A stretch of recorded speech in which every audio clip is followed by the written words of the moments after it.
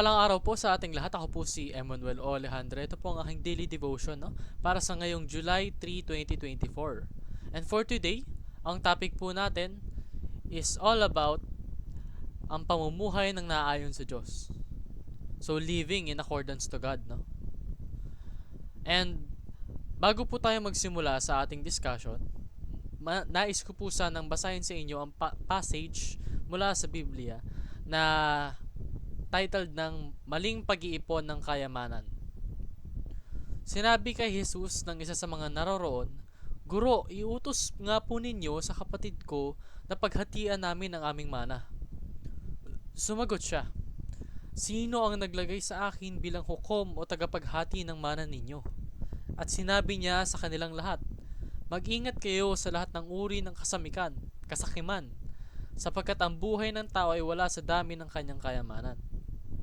So dito po sa passage, no, sa unang part, makikita po natin na binabalaan tayo ng ating Panginoon let us not be driven by greed. Dahil hindi naman po nakabase ang buhay ng tao sa kung gaano kadami yung possessions niya, no? Let's continue. Pagkatapos, isinalaysay ni Jesus ang isang talinghaga. Isang mayaman ang umani ng sagana sa kanyang bukirin. Kaya't nasabi niya sa sarili, "Ano ang gagawin ko ngayon? Wala na akong paglagyan ng aking mga ani.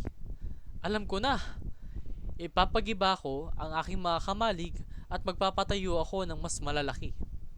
Doon ko ilalagay ang aking ani at ibang ari-arian. Pagkatapos ay sasabihin ko sa aking sarili, marami ka nang naipon para sa mahabang panahon, kaya't magpahinga ka na lamang, kumain, uminom at magpakasaya." So doon po sa story ni Jesus, no, merong pong isang mayaman na successful or bountiful yung harvest niya. And sa sobrang successful nung harvest niya, ang nangyari is yung lalagyan niya ng ani, hindi na kinakayang i-contain yung kanyang riches. So ang ginawa niya, ginamit niya po yung wealth na meron siya, yung kung ano mang meron siya ngayon, upang makabuo pa ng storage or lagayan para sa mas marami niya pang ani. And dahil daw po sa actions na ginawa niya na to, nag-celebrate po yung mayaman na yon. Kasi marami na daw po siyang kayamanan at ang kanyang gagawin na lamang sa kanyang buong buhay na natitira ay kumain, uminom at magpakasaya. Ngunit sinabi sa kanya ng Diyos, "Hangal, sa gabi ring ito'y babawiin ka na ng buhay. Kanino ngayon mapupunta ang mga nilaan mo para sa iyong sarili? Ganyan ang sasapiti ng sino mang nag-iipon ng kayamanan para sa sarili, ngunit dukha naman sa paningin ng Diyos." So ano pong ibig sabihin nito? Dahil po dun sa ginawa ng mayaman, pinarusahan siya ng ating Panginoon. Dahil hindi nararapat yung ginawa niya. Although naging successful siya in terms of financial, hindi po siya naging successful sa relationship niya sa ating Panginoon. Bakit? Kasi lahat po ng actions na ginawa niya, yung biyaya po na ibinigay sa kanya ng Panginoon, ginamit lang niya for His own benefit. Maaaring maalam siya pagdating sa pagiging mayaman, pero hindi siya naging maalam kung paano niya i-handle yung biyayang binigay sa atin ng ating Panginoon. Hindi niya naisip na ibahagi yun sa mga nangangailangan or ibalik pa sa ating Panginoon na siyang nagbigay naman ng mga blessings na yon. So, makikita po natin dito na dapat let's not be greedy, no?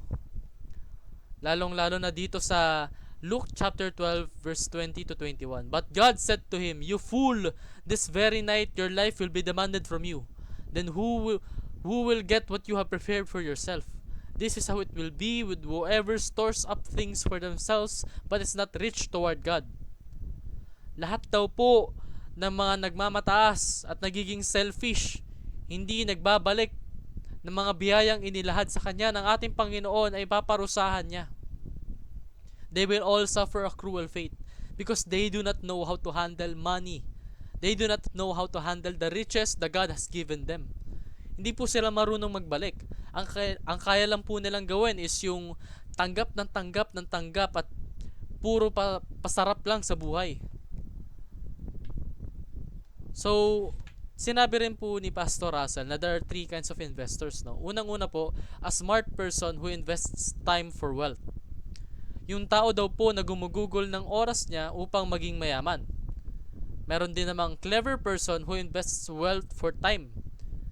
Yung clever person naman daw po ang ginagamit ang kanyang mga resources upang magpaliwaliw tulad nung storya or passage na binanggit ko. And lastly, a wise person who invests time and wealth for God and for all eternity. So malaki po yung difference ng tatlo, no? Yung isa, ang priority is wealth. And yung kapalit ng wealth na yun is yung time niya. Yung pangalawa ay gusto naman ng time or leisure para sa kanyang sarili, at ang kapalit naman nun is yung kayamanan na meron siya. Pero yung panghuli po, ang gusto niya po ay yung mabuting relasyon sa ating Panginoon gamit yung time and wealth na meron siya, na siyang ibinigay din ng Panginoon natin. Kumbaga, yung last person po alam ang dapat na gawin sa mga binhing ibinigay sa atin ng ating Panginoon.